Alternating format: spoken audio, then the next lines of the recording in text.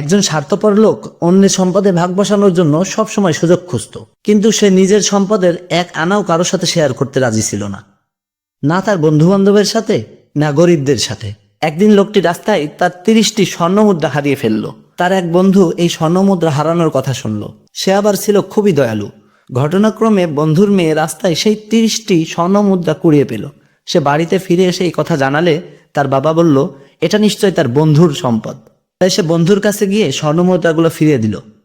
কিন্তু স্বার্থপর বন্ধু যখনই এ কথা শুনল তখনই তার চেহারা পাল্টে গেল। সে বলল, আমার 30টি স্বর্ণমুদ্রা হারায়নি, আমার 40টি স্বর্ণমুদ্রা হারিয়েছে।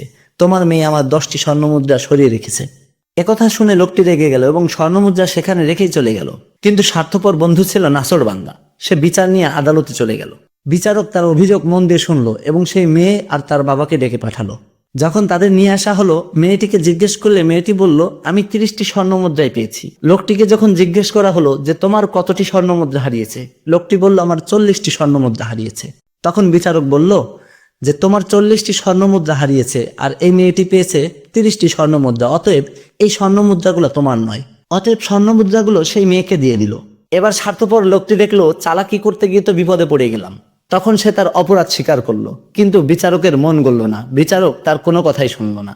আমাদের সমাজেও এমন অনেক মানুষ থাকে যারা সম্পদের মোহে পড়ে দুনিয়ার এবং আখেরাতের সবকিছুই ভুলে যায়।